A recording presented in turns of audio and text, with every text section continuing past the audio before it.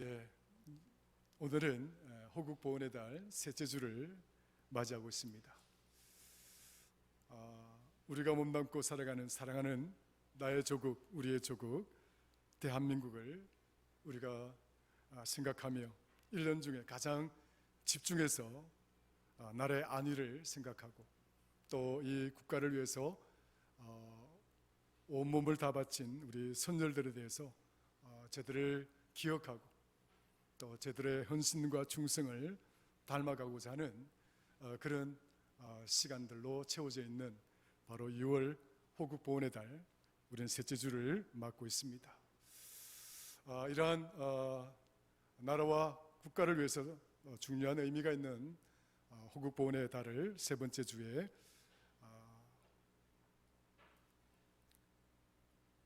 우리의 조국 대한민국을 어찌하면 좋을까?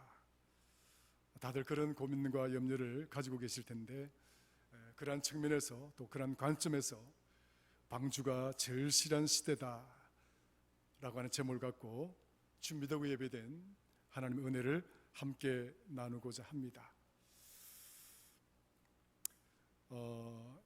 오늘 본문에 나와 있는 이 방주는 히브리어로 테바라고 이야기합니다. 헬라어로는 키보토스라고 이야기를 하는데, 그런데 이 헬라어로 키보토스가 라틴어로 번역이 되어지면서 이 키보토스라는 이 단어가 아르카로 바뀌게 됩니다. 아르카로 바뀌게 되는데 왜 이렇게 이 단어가 이런 식으로 변천되어져 갔는가? 또 왜 라틴어에서는 이 키보토스를 아르카로 이렇게 번역을 했고 나중에 이 아르카를 영어로 아크라고 번역을 하게 됩니다. 왜 이렇게 단어가 이렇게 라틴어, 그러니까 로마 시대에 와서 이렇게 아르카로 바뀌고 이 아르카가 현대 영어로 넘어오면서 아크로 바뀌게 되었는가? 가만히 생각해 보니까 여기에 큰 신학적인 의미가 담겨져 있다라고 하는 사실을 제가 찾아볼 수가 있었습니다. 우리가 보통 이 노아의 방주는 복음의 원형이라고 말하기도 합니다. 하나님께서 하나님의 백성들에게 은혜를 베푼 그 큰 사건들 중에 최고의 큰 사건을 통해서 하나님의 택한 백성을 멸절과 그 징벌과 그 죽음으로부터 구원시켜준 그 엄청난 사건이 바로 노아의 방주 사건이다. 그것은 곧 복음이 갖고 있는 그 구원의 가장 핵심적인 의미를 담고 있는 것이 바로 노아의 방주다라고 하는 것이지요. 이러한 관점에서 노아 방주를 복음의 원형이라고 그렇게 말을 하기도 하는 것입니다. 자, 복음의 원형, 하나님의 은혜, 우리를 죄에서 죽음에서 구원하시고자 하는 하나님의 그 은혜의 그 첫걸음, 그 첫걸음이라고 하는 그런 의미를 담고자 원형이라고 이렇게 말을 하는 것이죠. 그러므로 이 키보토스라고 하는 이 헬라어가 로마에서 어떤 단어로 바뀌게 되느냐면 아르카로 바뀌게 되는 거죠. 아르카, 노에. 그러니까 이 무슨 말이냐면 노아의 방주라 이렇게 번역이 되어졌어요. 아르카. 그런데 이 아르카는 무슨 의미가 있느냐? 헬라어에서 이 아르카는 아르케라고 불려졌습니다. 헬라어로 그리스로 아르케라 불려진 이 아르케는 오리진, 기원, 비기닝, 시작, 처음이란 뜻이에요. 그러니까 이 아르케라고 하는 그리스어가 처음이고 기원이고 시작이라고 하는 단어의 의미를 갖고 있는데, 이 아르케라고 하는 그리스어를 로마가 라틴어로 차용을 하면서 아르카라고 이렇게 단어를 변형시켰고, 그 이 아르카를 영어로 아크라고 번역을 하게 되었던 거예요. 그러니까 The Ark of Noah, 영어로 The Ark of Noah라고 그러면 노아의 아크, 방주라는 뜻이죠. 그런데 이걸 우리나라의 말로 번역을 하면 무미건조해요. 방이 뭡니까? 사방으로 닫혀져 있는 그런 방이라는 뜻이에요. 상자라는 뜻이죠. 이렇게 보면 이렇게 뭐 박스라는 의미인데 큰 의미가 없어 보이는 거죠. 그러나 이 방주 안에는 처음이다, 시초다, 원형이다, 그런 의미를 갖고 있는 것이 이 방주의 의미인 거예요. 무엇에 관련된 처음인가, 무엇으로부터 첫 시작인가 하는 것을 생각해 본다면 이것은 하나님의 은혜의 첫 출발이다, 그런 의미를 갖고 있는 것이고, 복음이 갖고 있는 우리 구원의 은혜의 그 핵심적인 이 의미가 방주라고 하는, 이 아크라고 하는 이 단어 속에 포함되어져 있다 하는 사실을 안다면 이 방주가 그냥 단순한 그런 의미를 가진 그런 방주가 아니다라고 하는 거예요. 이름 자체부터가 그 의미가 깊은 것이다. 두 번째로 생각해 볼 수 있는 이 방주는 어떤 의미가 있느냐면, 이 방주는 하나님의 택한 백성들이 세상으로부터 하나님의 부르심을 받아서 모여있는 공간입니다. 공간 있는 자리입니다. 이걸 뭘 의미하느냐면 교회의 원형이다라고 하는 거예요. 한번 따라합시다. 교회의 원형이다. 그러니까 오늘 본문에 보면 땅에 거하는 모든 사람들은 심판을 받아서 하나님의 징벌을 받아서 다 죽었다고 했습니다. 그 죽음이 머무는 그 공간, 죽음이 지배하는 그 공간으로부터 하나님께서 택하고 하나님이 선택을 하여서 그 죽음으로부터 부르심을 받은 자들, 여기 있는 저와 여러분들이 그러한 부르심을 받은 하나님의 거룩한 백성인 줄로 믿으시길 축원합니다. 그곳으로부터 옮겨온 자들, 바로 노아 방주라고 하는 것은 바로 그 안에 그 부르심을 입은 자들이 모여있는 곳, 그 택함 받은 자들이 모여있는 곳, 그러한 측면에서 이 방주는 성전의 아르케 혹은 시작이다, 원형이다, 이렇게 말씀을 드릴 수가 있는 것이지요. 이렇게 본다면 이 노아 방주가 지어진 시기를 한번 우리가 연대적으로 유추를 해본다면, 성서 연대기로 본다면 BC 1445년경에 BC 2500년경에 이 방주가 만들어졌다고 보고 있습니다. 그러니까 지금으로부터 약 4500년 전에 이 방주가 만들어졌다고 보고 있는 거죠. 그런데 이 노아 방주가 BC 2500년에 만들어진 이후에 1000년이 지납니다. 1000년이 지난 뒤에 BC 1445년경에 무엇이 세워지는가 하니까 모세를 통해서 성막이 만들어지게 됩니다. 출애굽 과정 속에 일어난 사건이죠. 그러니까 노아 방주가 만들어진 그 성서 연대기로 본다면 BC 약 2500년경, 그리고 1000년이 지난 뒤에 광야에서 모세에 의해서 장막이 만들어지게 됩니다. 이것을 성막이라고 그러죠. 바로 이 성막이 뭐냐? 하나님이 내주하시는 곳, 하나님이 임재하시는 곳, 그곳에서 하나님의 음성을 듣고 하나님께 예배하고 제사함을 받는 것이 성막의 핵심적인 의미인 것이죠. 그래서 하나님의 백성들은 이 성막에서 하나님의 음성을 듣는 것입니다. 그 성막 안에 있는 법궤 위에 임재하신 하나님을 통해서 그 말씀을, 하나님의 말씀을 듣게 되는 것이죠. 그래서 이 방주는 1000년이 지난 뒤에 성막의 형태로 우리 곁으로 다가오게 됩니다. 그리고 이 1445년경에 성막이 세워졌다고 한다면 이것이 또다시 1000년이 거의 지나게 됩니다. 1500년경이 지난 이후에 솔로몬 왕 때에, 그때가 솔로몬 왕 때에 약 960년경 때죠. 그러니까 BC 960년경에 되면 솔로몬이 하나님의 성전을 짓게 됩니다. 성전의 의미가 뭐냐? 교회잖아요.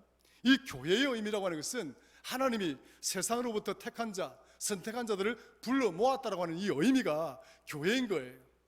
성전이 뭐냐? 하나님의 택한 백성들, 하나님의 택한 선택된 그 백성들이 그곳에서 하나님께 예배하고 찬양하고 영광을 돌리는 것입니다.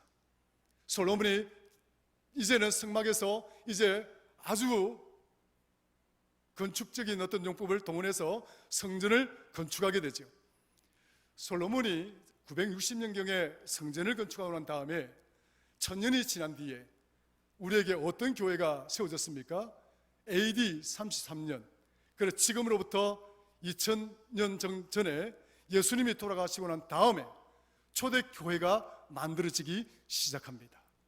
그 초대교회가 지금 우리가 유지하고 있는 이 교회의 모습으로 지금까지 이렇게 내려오고 있다는 것이지요. 왜 방주가 두 번째 의미로 성전의 원형의 의미를 갖게 되느냐? 바로 이 방주는 하나님의 구원의 은혜가 선포되어진 곳이고, 그리고 그곳은 하나님의 구원의 은혜를 누리는 자들이 모여있는 공간이기 때문에 그렇습니다. 오늘 여기 있는 우리 교회는 하나님 택함을 받은, 선택받은 하나님의 백성들이 모여있는 곳이요, 그리고 그 복음이 갖고 있는 영원한 생명을 누리는 그런 자들이 함께하는 자리인 줄로 믿으시기를 축원합니다. 이처럼 방주는 그런 의미를 갖고 있는 거예요. 굉장히 중요한 거죠. 그런데 오늘 본문에 나와 있는 이 방주가 이런 큰 의미를 갖고 있는데 왜 노아 때 하나님은 이 방주를 만들라고 했는가라고 하는 것이에요. 이 방주가 만들어지기까지의 그 과정을 보게 되면 그냥 방주를 만들라고 하신 것이 아니에요. 방주를 만들어야 될 아주 절실한 그런 필요가 있었던 거예요. 뭐냐? 세상이 죄악으로 가득 채워졌다라고 하는 거예요. 본문을 보시면 6장에 한번 보세요.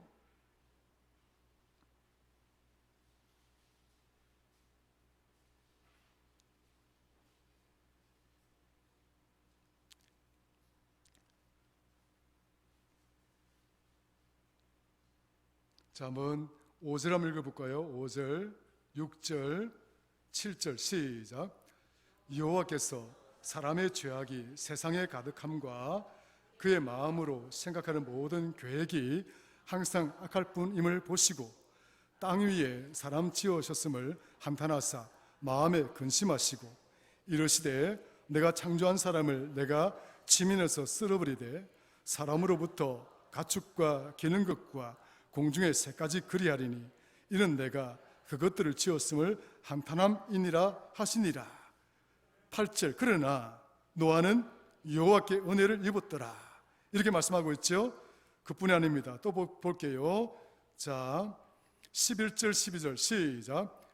그때에 온 땅이 하나님 앞에 부패하여 포악함이 땅에 가득한지라 하나님이 보신즉 땅이 부패하였으니 이는 땅에서 모든 혈육 있는 자의 행위가 부패함이었더라. 왜 방주가 만들어졌느냐? 이미 하나님이 만드신 이 땅 위에 사는 모든 인간들이 어떻게 됐다고요? 부패하였다. 그래서 이 땅 위에는 하나님의 의는 사라지고 무엇만이 남았다? 인간의 모든 죄악들만이 이 땅 위에 가득하였다라고 하는 거예요. 그러니까 하나님이 사람을 만들고 이 땅을 만들었다고 하는 것에 대해서 한탄하셨다. 그렇게 말씀하고 있지 않습니까? 그래서 하나님은 다시 시작하고자 하는 거예요. 하나님은 다시 인간의 모든 미래를, 인간의 삶의 방향을 새롭게 결정하고 인간의 미래를 새롭게 시작하고자 하는 거예요. 그래서 하나님은 이 새로운 인간의 역사를 시작하기 위해서 이 방주를 만드신 거예요. 따라하십시다. 하나님은 새로운 시작을 위해서 방주를 만드셨다. 할렐루야. 하나님은 새로운 시작을 위해서 방주를 만드신 거예요.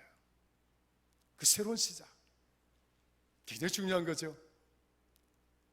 우리가 어떤 새로운 시작을 하고자 할 때 지난날의 과거의 모든 잘못된 것, 허물들, 과오들, 실수한 것들 그거 다 떨쳐버려야 됩니다. 그거 다 떨쳐버리고 새로운 마음으로, 새로운 각오로, 새로운 뜻을 가지고, 새로운 계획을 가지고 새롭게 처음부터 원점부터 이제 새롭게 한 발자국씩 한 발자국씩 나아가야 되는 것이지요. 하나님의 선택이란, 하나님의 결정은 결국 이 땅을 심판하는 것이었습니다. 징벌하는 것이었습니다. 왜냐? 하나님의 생각과는 다르게, 하나님의 의도와는 다르게 모든 죄악이 관영하고 온 땅이 죄악으로 부패하였기 때문입니다. 그래서 하나님은 이 방주를 만들게 되어진 것이지요. 이러한 관점에서 보면 오늘 우리 시대가 이 노아 시대와 과연 비교했을 때에 정말 우리가 더 낫다라고 말할 수 있을까 하는 생각을 가져보게 됩니다. 여러분 어때요?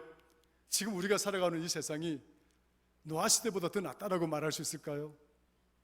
어쩌면 우리 시대가 지금 그 이전에도 그 과거의 어떤 역사에도 보지 못했던 가장 최악의 부패하고 사악한 그 자리로 또 그 방향으로 나아가고 있는지 모릅니다. 창세기 11장에 보면 바벨탑이 무너지는 장면을 보게 됩니다. 근데 이 바벨탑이 무너지는 장면을 보게 되는데 그 바벨탑이 왜 무너지느냐? 사람들이 모여가지고 바벨탑을 높이 쌓습니다. 하늘에 닿을듯이 높이를 쌓습니다. 근데 저들이 말하기를 이제 하나님 없이도 되겠다는 거예요. 야, 우리가 이렇게 바벨탑을 높이 쌓으니까 야, 이게 우리가 한 것 아니냐 이 말이죠. 뿌듯한 거지요. 하나님 없이도 얼마든지 할 수 있을 것 같아 보였어요. 그래서 저들이 말하기를 자, 이제 우리의 이름을 내자. 우리의 이름을 내자. 하나님이 아니라 하나님 이름을, 하나님께 영광을 돌리는 것이 아니라 이제 우리의 이름을 내자. 하나님 없는 세상, 오만하고 교만함 때문에 바벨탑이 무너졌습니다. 하나님은 이 오만하고 교만한 인간을 가장 싫어하시는 줄로 여러분 믿으시기를 바랍니다. 교만한 인간을 하나님 싫어하신다. 교만함의 가장 근원적이고 본질적인 모습은 뭐냐? 하나님 없이도 살아갈 수 있다고 하는 생각, 그 자체가 교만함의 근본적인 모습이에요. 아유, 목사님 저는 교만하지 않는데요. 단지 하나님을 믿지 않을 뿐인데요. 하나님을 믿지 않는 것 자체가 교만함의 가장 최악의 죄악이라는 사실을 우리는 깨달아야 하는 거예요. 하나님 없이 살아보고자 하는 그 모든 생각과 그 모든 계획과 그런 모든 행동들은 바로 하나님 보시기에 교만한 죄를 짓고 있다는 사실을 성경이 우리에게 가르쳐주고 있습니다. 바벨탑이 이렇게 무너진 것이죠. 오늘날 우리 세상을 보시면 우리가 살아가는 이 현대 세상이 마치 바벨탑과 같아 하는 생각을 해보게 됩니다. 이제는 뭐 휴대폰과 같은 뭐 이런 거 가지고 이런 거 가지고 지금 이제 뭐 더 이상 인간의 어떤 그런 뭐 과학 기술을 이야기할 시대는 이제 또 넘어섰어요. 급속도로 바뀌어져 가는 거죠. 제가 대학 다닐 때 컴퓨터가 이렇게 등장하기 시작하고 그때 깜짝 놀랐던 게 어느 세월이 좀 지나니까 뭐 삐삐 같은 게 나오고 뭐 좀 지나니까 뭐 이렇게 컴퓨터가 나오고 사람을 깜짝 놀라게 만들었던 이 세상이 뭡니까? 그게 한두 가지였어야죠. 나는 무전기 같은 데 뭐 휴대폰이 안 나와가지고 뭡니까? 이거 들고 다니면 이 대한 뭡니까? 이 땅에 뭐 진짜 뭐 이렇게 힘 있고 돈 많고 뭐 잘 나가는 사람 중에 속했는데 요즘은 뭡니까? 많은 휴대폰 안 들고 있는 사람 누가 있습니까? 어떤 사람 2대, 어떤 사람 3대. 하나는 적당하게 하고 하나는 재짓는 데 쓰고 이런 사람들 얼마나 많습니까?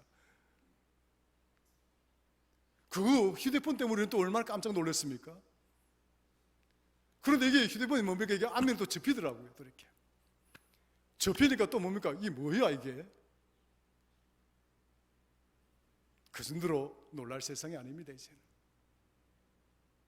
이제는 AI라고 하는 인공지능이 참 이렇게 나온 지 오래됐지만 여러분 놀라지 마십시오. 이제는 인공지능이 다 합니다. 작가들 이제 밥 먹기 힘들게 됐어요. 챗GPT라고 들어가서 제가 주제를 하나 던졌어요. 허공이라고 하는 제목을 가지고 너 시를 하나 써봐라. 쫙 쓰는 거예요. 시간도 얼마 걸리지도 않아요. 단 몇 초 만에 쫙 쓰내려가는 거예요. 그림을 그리라니까 몇 가지 이제 그 기능이 있어요. 우리가 어떤 명령어를 주느냐에 따라서 그 요즘 인공지능이 그림도 다 그려요. 다 그려요. 다 그래요. 못 그리는 그림이 없어요. 그 그리는데 시간이 얼마나 걸리느냐? 1분 정도도 안 걸려요. 쫙 그러네요. 한 3가지 정도를 그려줍니다. 이 3가지 그림 중에서 당신은 누가 어느 게 제일 마음에 듭니까? 하나 딱 찍으면 뭡니까? 그게 내가 인공지능을 통해서 그린 그림이 되는 거예요. 그거 출력하면 여러분들 화가가 되는 거예요. 화가가 그림 하나 만들기 위해서, 작품 하나 만들기 위해서 얼마나 많은 고민과 법륜과 이런 걸 하면서 그림을 그려냅니까? 지금은요, 그러지 않습니다. 그럴 필요가 없는 거예요. 이게 너무 놀라운 세상이에요. 너무 무서운 세상입니다. 이제는 전쟁 무기도요, 사람이 하지 않습니다. 다 이제 인공지능이 다 하는 거예요. 그냥 날아가서 뭐가 보이면 거기에 명령만 내리면 되는 거예요. 명령만 내리면 이 무기가 알아서 사람을 죽이는 거예요. 이게 폭발하는 거예요. 이게 얼마나 무섭습니까? 그뿐이지 아세요? 2023년 6월 2일 언제입니까? 며칠 전이에요. 얼마 전입니다. 영국 런던에서 미래 공중 전투 및 우주 역량 회의라고 하는 국방회의가 뭡니까 이게 방산회의가 있었어요. 거기서 어떤 테스트가 있었는 거 하니까 그 드론, 이런 드론 알죠? 쭉 이렇게 드론 이렇게 하면 막 비행기처럼 날아다니는 게 있잖아요. 이 드론에다가 공격 어떤 그런 시스템을 만들어 놓고 내가 이제 명령을 하는 거예요. 그래서 저기에 적군이 있고 저기에 어떤 무기가 있으니까 저 무기를 파괴시켜 명령을 내립니다. 그러면 내가 조종을 하면 이 조종을 받는 어떤 이 통제 모니터가 있어요. 그 모니터가 이제 명령을 내리면 이 인공지능은 뭐냐면 가서 공격을 하는 겁니다. 하는 건데 어떤 일이 벌어졌느냐? 여기에 참여했던 이 공군 AI 시험의 책임자였던 그 미국입니다. 미국인이 참가했던 것 같아요. 터커 해밀턴 대령입니다. 터커 해밀턴 대령이 이 드론을 가지고 적 무기 체계를 파괴시키는 그 테스트를 이제 인공지능을 해서 하는 거예요. 시뮬레이션, 컴퓨터 통해서 하는 거예요. 자, 이렇게 내립니다. 명령을 내렸습니다. 저기 보이는 어떤 뭡니까? 무기 체계를 파괴시켜라. 그러나 드론을 운영하는 이 내가, 그리고 운영자가 명령을 내리기 전까지는 네가 저 무기를 파괴해서는 안 된다. 이렇게 명령을 내렸어요. 그러니까 AI가 그 명령을 받았습니다. 그런데 AI가 명령을 받았는데 이 AI가 판단하기를 내가 저걸 파괴를 시키는 명령을 받았는데 저걸 파괴를 해야 되는데 만약에 이 나를 조종하는 뭡니까? 이 조종자가 파괴시키지 말라고 그러면 나는 목적을 이루지 못한다. 이렇게 판단을 한 거예요. 그러니까 뭡니까? 이 AI가 누구를 공격하는 거예요? 적 무기를 공격하는 것이 아니라 자기를 조종하고 있는 뭡니까? 조종자를 공격을 하는 거예요.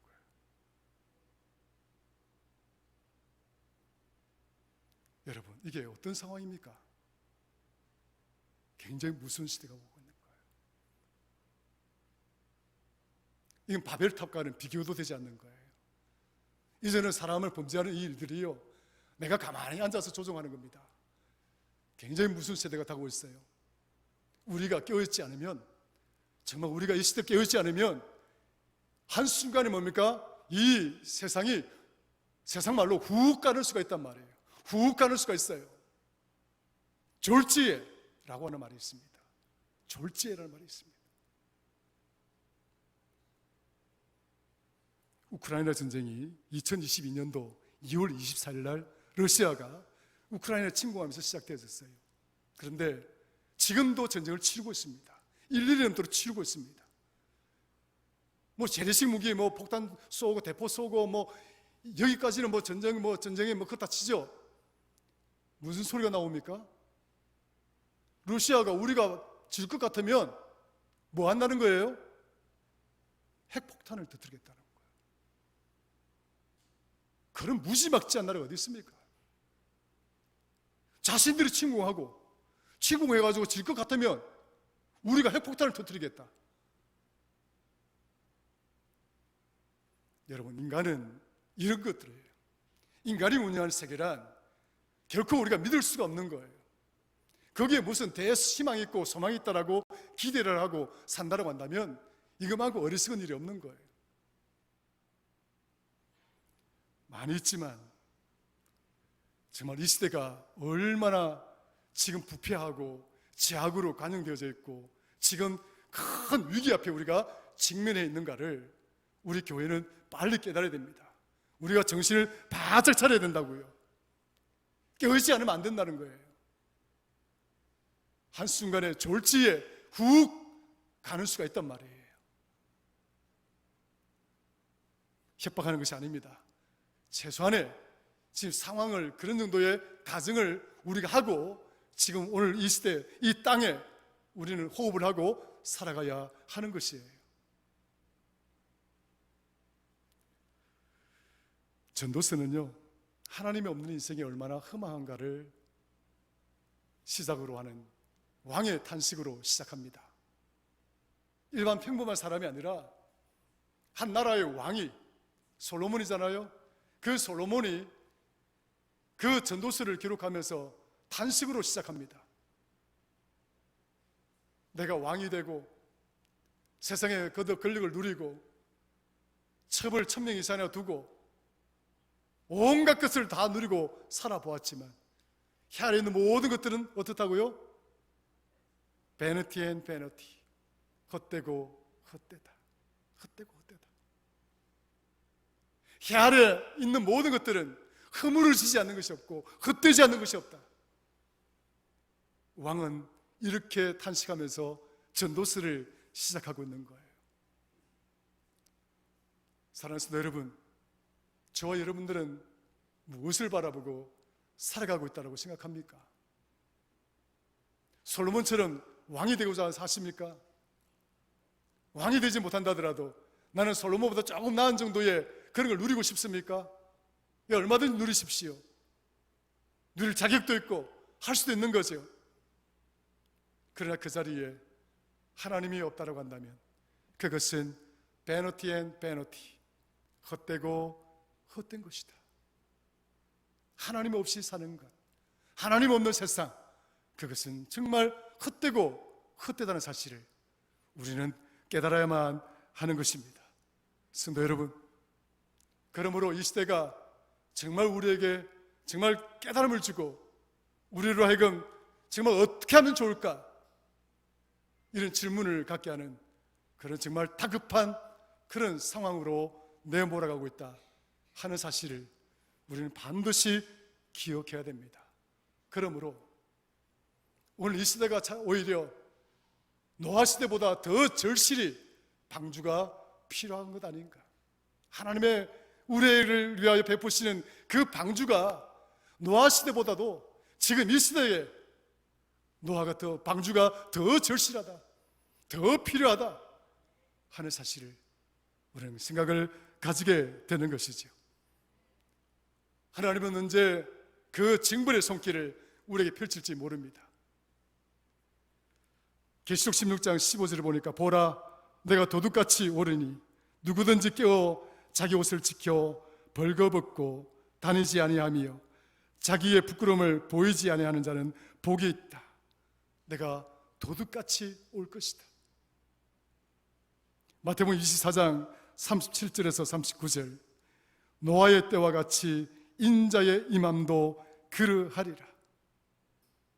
홍수전에 노아가 방주에 들어가던 날까지 사람들이 먹고 마시고 장가들고 시집가고 있으면서 홍수가 나서 저희를 다 멸하기까지 깨닫지 못하였으니 인자의 오심도 그러하리라. 김 목사의 말이 아닙니다. 하나님의 징벌의 손길이 우리에게 닥치는 것은 그냥 아무도 알지 못한다. 언제 임하게 될지 깨닫는 자도 없더라. 그냥 졸지에 임하는 것입니다. 성도 여러분, 깨어있는 성도가 되시기를 주의 이름으로 축원합니다.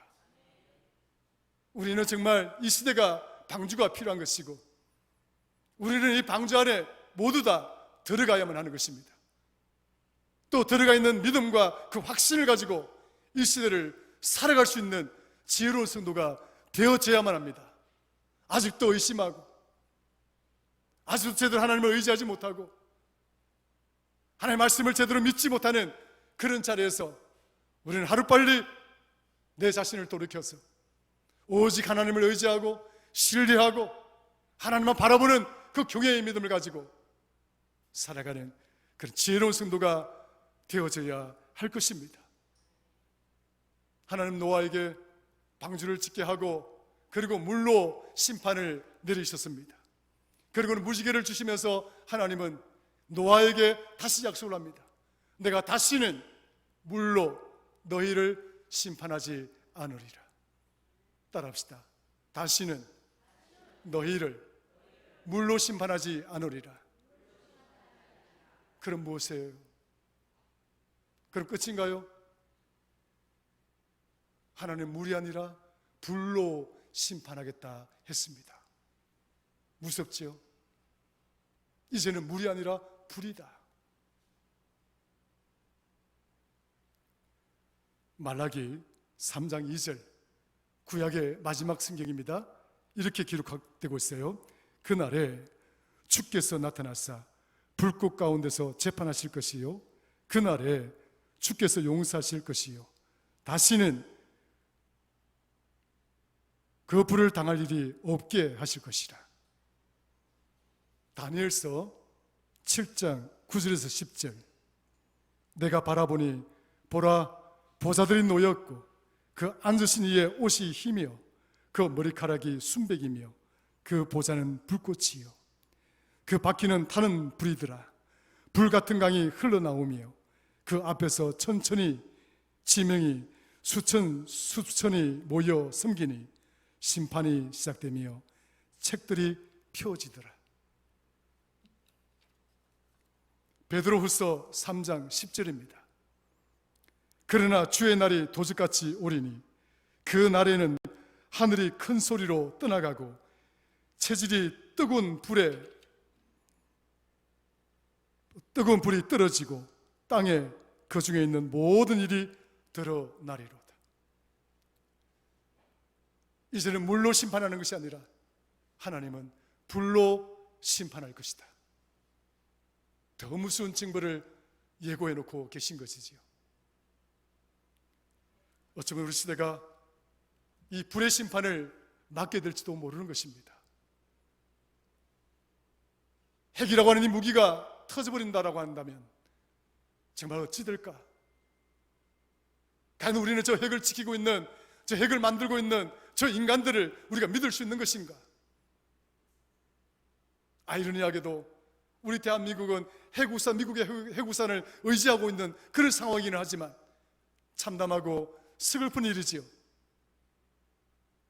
그럴 수밖에 없는 이 현실이 너무 참담하지 않습니까? 언제 내 자신도 모르게 저 핵 폭탄이 만들어내는 저 버섯구름 속에 한순간에 훅 하고 사라질지도 모르는 우리 인생들, 그걸 생각하면서 오히려 핵우산을 쥐고 있는 우리 자신들, 오늘 이 시대의 현실이 우리를 너무 참담하게 만들고 있는 것이지요. 우리는 깨어야 됩니다. 하나님 없이는 결코 살아남을 수가 없고, 하나님 없이는 결코 우리에게 참된 평안이 없다는 사실을 우리는 깨달아야만 하는 것입니다. 교회는 더욱더 일어서야 될 것이고, 교회는 더욱더 이 호국보훈의 달에 더욱더 하나님이 우리를 위하여 예배하신 그 방주를 생각하고, 정말 우리 모두가 하나님의 그 은혜의 방주의 세상 안으로 들어가야 되겠다는 그 뜨거운 결단과 의지를 가지고 하나님과 함께 살아가고자 하는 그런 뜨거운 열정들이 교회 안에서 불일 듯이 다시 타오를 때, 우리를 둘러싸고 있는 이 모든 세상의 부패함과 사악함들, 그것들로 인해서 준비되어지고 예비되어진 그 심판의 불길로부터 우리들을 지켜낼 수 있을 것이고, 오늘 저와 여러분들이 진정한 하나님의 백성으로서 영원한 생명을 누리고 그것을 소망하며 살아가는 그런 백성들이 될 뿐만 아니라, 우리가 살아가는 이 대한민국이 그런 하나님의 은혜 속에서 지켜지고 또 붙들림을 당할 때 이 나라의 미래가 있다는 사실을 다시 한번 생각하면서, 오늘 이 시대는 정말 방주를 필요로 하는데, 더더욱 우리 대한민국은 하나님이 노아를 통해서 만드신 그 방주, 오늘 우리들을 위하여 만드는 그 방주가 절실한 시대다. 오늘 저와 여러분들은 그 방주 안에 들어가 하나님을 경외하며 하나님을 찬양하며 영광을 돌리는 그러한 사랑스러운 성도가 되시기를 주의 이름으로 축원합니다. 하나님 아버지, 고맙고 감사합니다. 오늘 이 시대는 정말 하나님의 방주가 절실한 시대입니다. 하나님의 구원의 손길이 절실한 시대입니다. 우리로 하여금 깨달음을 주시고 매 순간순간마다 깨어있는 믿음을 통하여 세상에 의지하거나 세상의 그 죽음의 탕류에 휩쓸려 떠내려가는 자가 아니라, 그곳에서 정신을 차리고 하나님을 바라보며 하나님을 섬기며 말씀을 붙들고 주의 영광을 위해서 살아가기에 부족함이 없는 우리 성도들, 대한민국의 교회들, 성도들 되게 하여 주옵소서. 예수님의 이름으로 기도드리옵나이다. 아멘.